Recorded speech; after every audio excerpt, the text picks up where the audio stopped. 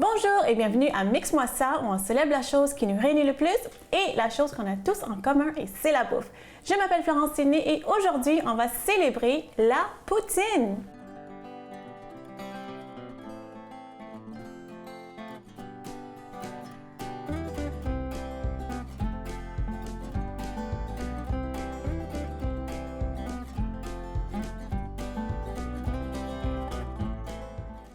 Donc, comme vous pouvez voir sur mon t-shirt, c'est marqué « La poutine, c'est bon ». Vous voyez?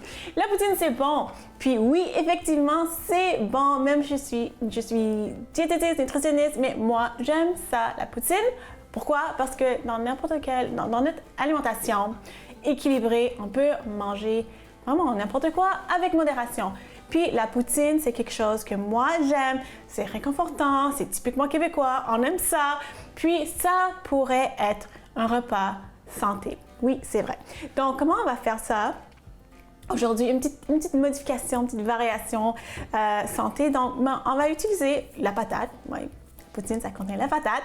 Et on va utiliser la patate blanche, la patate douce et la carotte pour vraiment rajouter plus de nutrition, plus d'antioxydants, plus de fibres, plus de variété de vitamines. Donc, puis on va pas faire la friture, on va faire ça au four. Donc, je vais vous montrer comment je fais. Je vais commencer tout de suite. Puis, est-ce que j'ai besoin de faire l'histoire de la poutine? Normalement, j'aime ça faire mes petites recherches, comme vous savez. Puis je dis, d'habitude, comme normalement, cet aliment ou ce repas, ça vient de tel pays. Mais on le sait, hein, on sait que la poutine, c'est typiquement québécois. Ben, en fait, c'est québécois. Et c'est vraiment connu, même si c'est québécois. Avant, c'était vraiment les gens du Québec qui le connaissaient. Même les gens d'Ontario ne connaissaient pas avant. Mais c'est de plus en plus populaire partout au Canada, mais aussi aux États-Unis. Il y a aussi des variantes, des variantes, des modifications plus régionales. Aux États-Unis, ils appellent ça les disco fries. Les disco fries. Donc, les disco fries, c'est vraiment les frites avec du fromage fondu. Il n'y a pas de sauce. Donc, il y a ça. Puis, il y a aussi une autre, j'ai oublié comment ça s'appelle, mais aux États-Unis, il y a comme une variation de poutine, mais il n'y a rien qui bat une poutine classique. Hein? Mais aujourd'hui, ça va pas être une poutine classique, ça va être une poutine santé. Hein? Puis ça va être bon. Donc, qu'est-ce que je suis en train de faire? Je suis juste en train de couper les bouts de mes patates, la patate douce, puis juste couper un petit peu un morceau qui est un peu brun, noir en fait. Donc, je coupe les bouts comme ça. Hein? Puis ces patates-là, ces frites-là, on va les faire au four. C'est sûr que ça prend un peu plus de temps, je vais vous montrer. Ça prend un petit peu plus de préparation pour vraiment, si on veut des frites comme croustillantes, comme des frites qu'on fait, qu'on va faire frire, là, ça prend un petit peu plus de temps pour faire des frites au four avec le même résultat que des frites frites. Hein? Donc, puis je garde tout le temps les pelures. Pourquoi? Parce qu'il y a beaucoup plus de fibres dans les pelures, dans la peau de la patate. Même la carotte aujourd'hui, je ne vais même pas éplucher. Donc, la patate douce, même chose. Il y a vraiment beaucoup de fibres dans les pelures et aussi la concentration de certaines vitamines. Ça se trouve vraiment dans la pelure ou vraiment en dessous. Donc, quand on coupe, quand on épluche, la peau, la pelure, là, on perd des vitamines et beaucoup de fibres. OK. Donc, là, je vais juste les couper. Moi, j'ai fait ça avec un couteau. Vous pouvez faire ça avec une mandoline si vous êtes bon. J'ai une mandoline, puis en fait, c'est quelque chose que je voulais pendant longtemps. Je voulais une mandoline pour vraiment faire des juliennes de légumes, pour vraiment faire des frites, des coupes minces. Mais finalement, j'ai reçu une mandoline, puis je n'étais pas vraiment capable de bien l'utiliser. Je trouvais que c'est sûr que ça prend un peu de pratique, puis je devrais peut-être pratiquer plus, mais ça dépend vraiment combien de pression vous mettez sur la mandoline. Très franchement, je trouvais que mes frites n'étaient pas très uniformes, mais je garde espoir. Je vais pas donner ou jeter ou vendre la mandoline que j'ai. Je vais pratiquer. Mais aujourd'hui, vu que je veux des bonnes frites, je vais faire ça au couteau. Donc, Donc, regardez la taille. C'est comme ça. C'est comme des frites. Ah, c'est comme des frites. OK.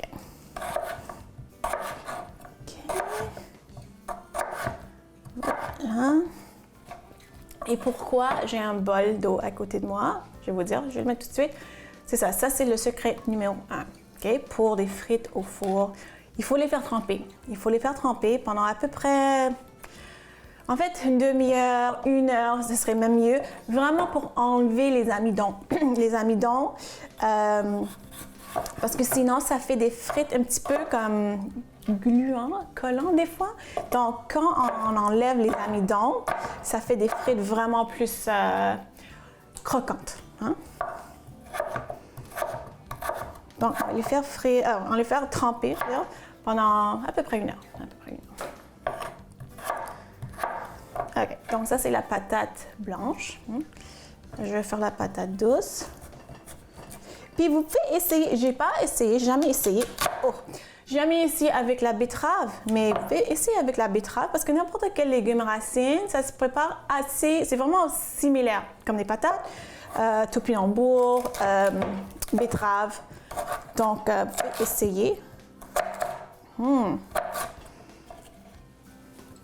Ça.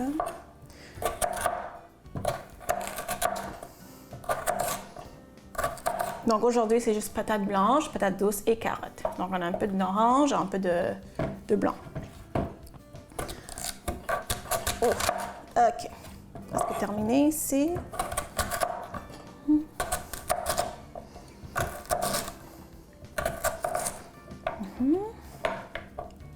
Ça, c'est un peu épais. Ça aussi, c'est un peu épais. Je veux vraiment des frites. Moi, j'aime ça des frites minces. Oups. OK. Puis l'eau, c'est juste l'eau. J'ai pas mis de sel, rien, juste l'eau. OK. Donc là, je vais couper la carotte, même chose, comme des frites, comme les patates.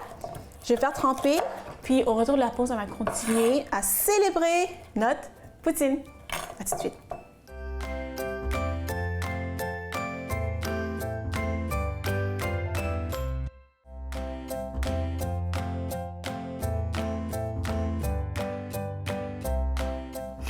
Alors, dans le bol, ici, j'avais les patates, la carotte trempée. Pendant 1 heure, j'ai égoutter. Et là, maintenant, juste pour que ça soit vraiment sec, ce que je fais, c'est que je les essuie. Je les essuie avec une serviette, comme ça, juste pour vraiment enlever non seulement l'eau, mais aussi encore les amidons. Les amidons, quand on veut faire les frites au four, il faut vraiment les enlever parce que sinon, ça va être un petit peu gluant, puis ça va pas être croquant, ça va pas être croustillant. Okay? Donc, je fais ça. Donc, aujourd'hui, comme je disais au début, j'essaie de, je vais célébrer la poutine, mais j'essaie de faire ça un peu plus santé, un peu plus, avec plus de nutrition. Puis, vous pouvez faire ça vraiment, vous pouvez rajouter n'importe quel légume que vous voulez. Plus on a de légumes, mieux c'est. Voilà. Puis à la fin, je ne vais pas vous dire à la fin, je vais mettre une autre chose sur le dessus.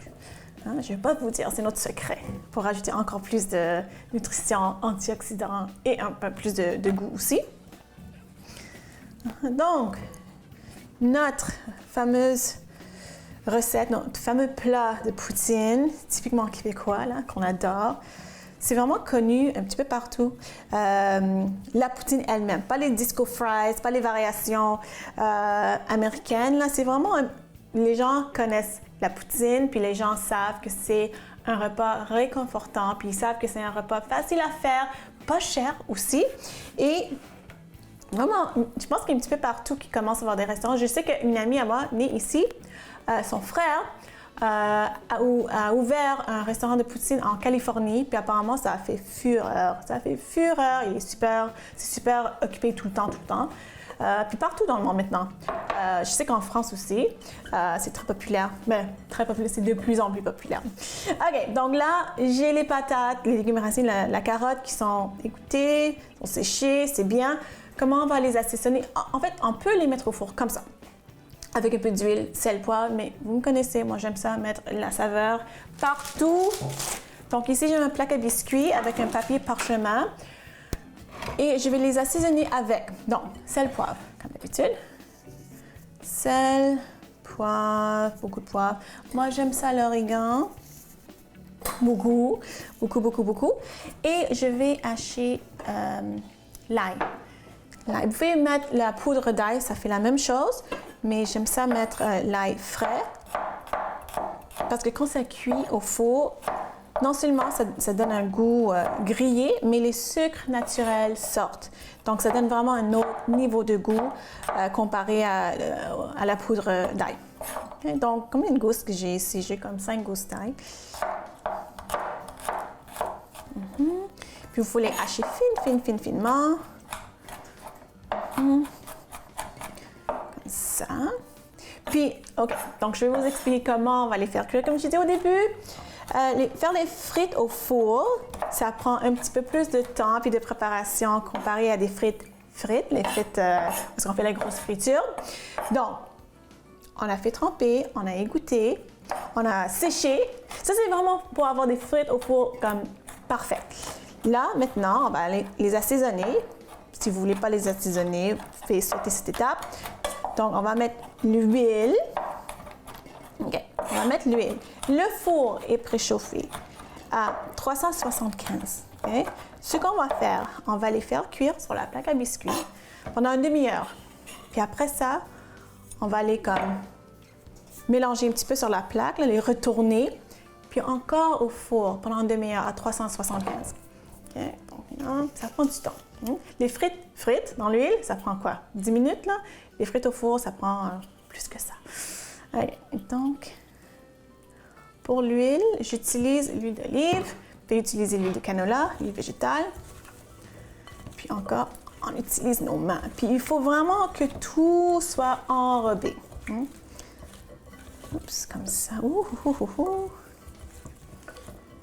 Puis ça a l'air très huileux, puis c'est supposé l'être. Parce qu'on veut comme recréer la friture avec l'huile au four. Okay? Donc, il faut que ça soit assez huileux, mais ça ne va pas être gras, ça ne va pas être comme lourd quand on mange. OK, je mélange ça, je pense que c'est correct. Elles sont sales. OK. Je pense que je vais mettre une petite touche de sel, poivre encore. Sel, poivre et pourquoi pas l'origan, parce que moi j'aime ça. OK, donc je vais mettre ça sur ma plaque à biscuits. Comme ça. Une plaque à biscuits avec du papier parchemin.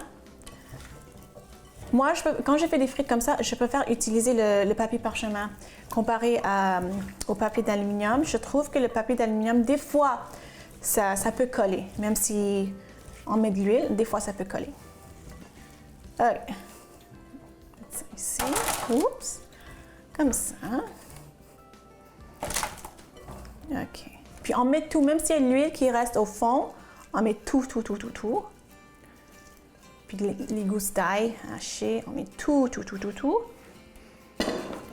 Moi, j'utilise mes mains, là. Il faut l'utiliser, ces mains. Donc, moi, je les mets comme ça. Il faut vraiment que ça soit, pas comme une rangée, comme plate, mais vraiment utiliser l'espace que vous avez sur la plaque à biscuits. OK, n'oubliez pas, 375, une demi-heure. Après ça, on va les retourner, mélanger un petit peu, une demi-heure encore. OK? Donc là, je vais mettre ça au four, puis au retour de la pause, on va continuer à faire notre poutine. À tout de suite.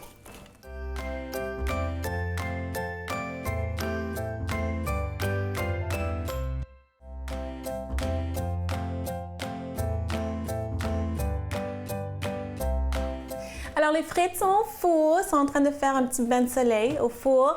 Là, maintenant, on va faire, mais les deux autres, c'est quoi les deux autres choses qui restent sur une poutine? C'est la sauce et le fromage. Donc, devant moi, j'ai le fromage que je vais utiliser aujourd'hui. Ne soyez pas fâchés, les puristes de poutine, parce que j'utilise pas les petits fromages qui font squeak dans la bouche. Non, je vais utiliser aujourd'hui cheddar marbré et ça, c'est la mozzarella de pizza. Pourquoi? Parce que je veux que ça soit vraiment comme coulant, puis que ce soit vraiment fondu, puis quand on tire une frite, ça fait un filet de fromage. C'est ce que je vais utiliser aujourd'hui. Puis c'est des excellentes sources de protéines. Donc, c'est ça, soyez pas fâchés avec moi, les puristes de poutine. Puis comme j'ai dit, c'est une variété, une variation de la poutine. De la poutine classique qu'on adore. Mais quand même, aujourd'hui, j'ai fait quelques petites modifications. Donc, je vais râper le fromage. Entre-temps, je vais juste le rond en marge parce que on va faire la sauce brune. Hein? Puis ça, on va faire ça avec du bouillon de bœuf. Pas besoin d'acheter les petits sachets en poudre. Et je sais qu'il y a beaucoup de gens qui font leur sauce brune avec un petit sachet de poudre. Hein? C'est la magie. Comment on peut faire une sauce avec la poudre? Hein? On peut faire une sauce avec un liquide. Donc, c'est pour ça que je vais vous montrer comment je fais ma sauce brune. Donc, ça, c'est le cheddar. Ça, c'est le mozzarella pour pizza.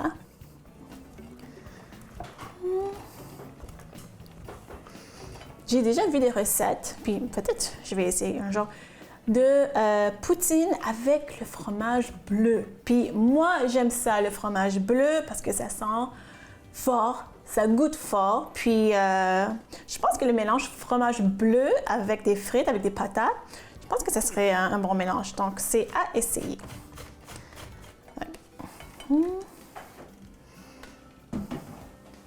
Donc, je vais mettre mon fromage de côté, le fromage que je vais utiliser tantôt.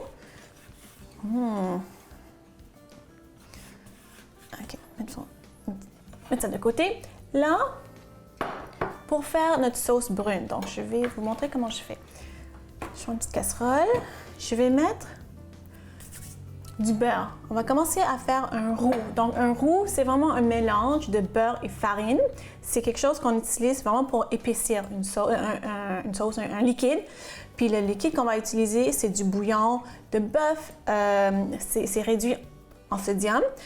Puis il faut toujours, quand on fait une sauce, il faut toujours utiliser un fouet. Donc, je vais commencer avec le beurre. Avec le beurre. OK. C'est bon, juste... Parce que je ne veux pas faire de beurre noisette. Hein? Là, j'entends que ça fait... Là, ça va juste faire un beurre noisette. On ne veut pas ça. On ne veut pas être trop fancy. Là. Donc, le beurre est déjà fondu. Les proportions. Donc, pour chaque tasse de liquide que vous allez utiliser, vous allez mettre une cuillerée à soupe de beurre et une cuillerée à soupe de farine. Donc, ça veut dire ici, j'ai 2 cuillerées à soupe de beurre et 2 cuillerées à soupe de farine. Donc, je vais le mettre comme ça. Puis ça va faire une pâte. En fait, ça va... Ouais, là, vous voyez que ça fait une pâte. Ça fait une pâte. OK. Puis, graduellement, on va rajouter le liquide. OK, vraiment graduellement. Peu à peu. Si vous avez jamais... Oh, ça, c'est parfait. C'est ça qu'on veut. Si vous avez jamais fait une sauce brune à la maison, ne soyez pas intimidés. C'est vraiment rien de trop compliqué. Les gens pensent que faire une sauce, c'est compliqué, mais non. C'est vraiment pas. C'est juste une question où... Regardez-moi ça, comment ça épaissit vraiment comme il faut. C'est juste une question d'avoir des bonnes proportions. Donc, petit à petit. Comme ça. Il faut toujours mélanger avec le fouet, parce que sinon, ça va faire des grumeaux. Puis c'est ça qu'on veut pas. On veut vraiment une sauce qui est lisse, onctueuse. On veut pas de grumeaux. Là, je vais rajouter, on va baisser un petit peu, juste un peu de poivre. Je ne vais même pas mettre de sel, juste un peu de poivre, parce qu'en fait, ça va être comme une sauce au poivre. Pas de sel, le bouillon, c'est assez salé, même si c'est un bouillon réduit en sodium. Vous pouvez assaisonner la sauce si vous voulez, avec d'autres fines herbes, avec des épices. Moi, non. Aujourd'hui, c'est vraiment une sauce brune au poivre. Mais regardez, moi, je suis vraiment contente. Je suis vraiment contente du résultat parce que ça épaissit vraiment comme je veux. Il faut juste garder en tête les proportions. Hein? Pour chaque tasse de liquide, c'est une cuillerée à soupe de beurre, une cuillerée à soupe de farine. C'est rien de compliqué. Ok, je vais rajouter un petit peu plus. Bon, c'est ça. Je vais juste continuer comme ça. Je vais finir le liquide qui me reste, le bouillon qui me reste. Je vais juste faire la sauce. Après ça, j'attends les frites. Puis après, il reste seulement à déguster notre poutine. À tout de suite.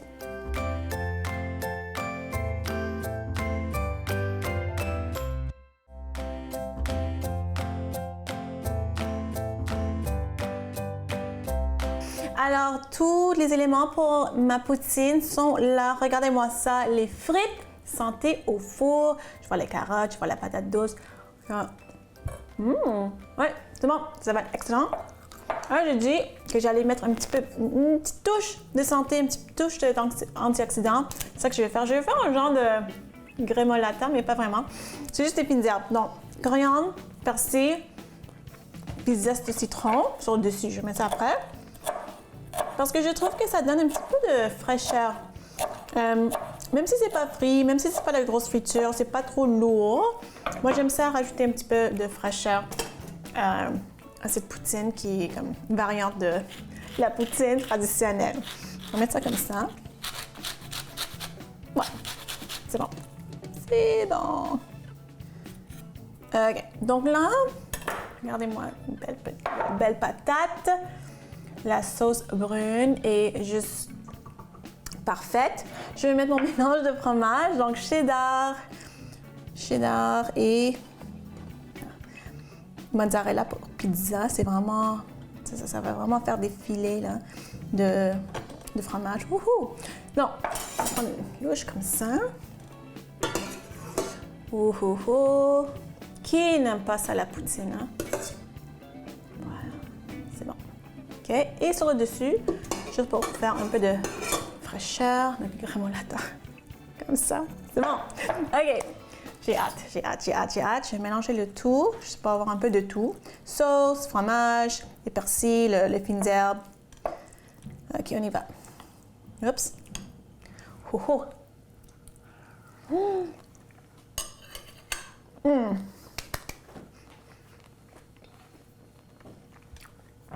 Je suis fière de moi. Vraiment fière de moi. C'est tellement bon. C'est léger, c'est pas comme lourd parce que ça n'a pas été frit. La sauce est parfaite, pas trop salée. Avec les fines herbes. C'est tellement bon. Et aussi réconfortant qu'une poutine traditionnelle. C'est bon. Donc, j'espère que vous avez aimé ma célébration de poutine aujourd'hui. J'espère que vous avez appris quelque chose, même si tout le monde connaît la poutine. Mais j'espère surtout que vous allez faire ça à la maison. Si vous voulez me suivre sur les médias sociaux, allez voir florentini.com et on se voit la semaine prochaine. Bye!